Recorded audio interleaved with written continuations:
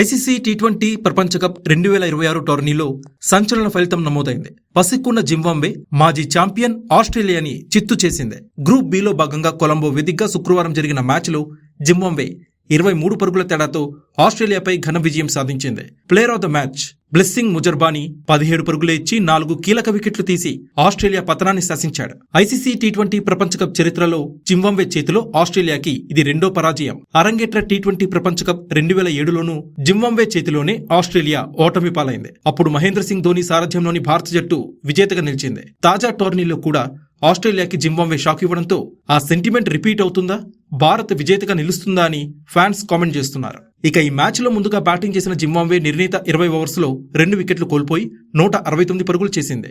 Brian Bennett 56 బంతుల్లో 7 ఫోర్ల సహాయంతో 64 పరుగులు చేసి అజేయ హాఫ్ సెంచరీతో చెలరేగ్గా తడివాన్స్ మరుమణి, రియాన్ బర్ల్ 35 పరుగులు చేసి రాణించారు. ఆస్ట్రేలియా బౌలర్స్లో మార్కస్ స్టోయినిస్, కామరన్ గ్రీన్ తలొక వికెట్ తీశారు. అనంతరం ఆస్ట్రేలియా 19.3 ఓవర్స్లో 146 పరుగులకే కుప్పకూలి కోర పరాజయాన్ని మూటకట్టుకుంది.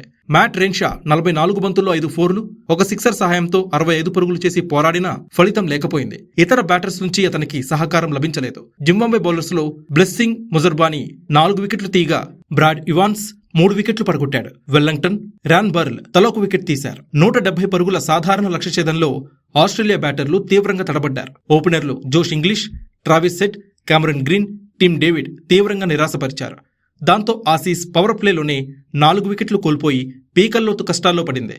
ఈ పరిస్థితుల్లో మ్యాక్స్వెల్, మ్యాట్ రెన్షా జట్టును ఆదుకున్నారు. 5వ వికెట్కి 77 పరుగుల భాగస్వామ్యాన్ని నమోదు చేశారు. ఈ జోడీని బర్ల్ విడదీశాడు. ఆ తర్వాత వచ్చిన Marcus Stoinis, Ben Dwarshuis, Adam Zampa, Matthew Kuhnemann విఫలమవడంతో ఆసీస్కి ఘోర ఓటమి తప్పలేదు. Subscribe to One India and never miss an update.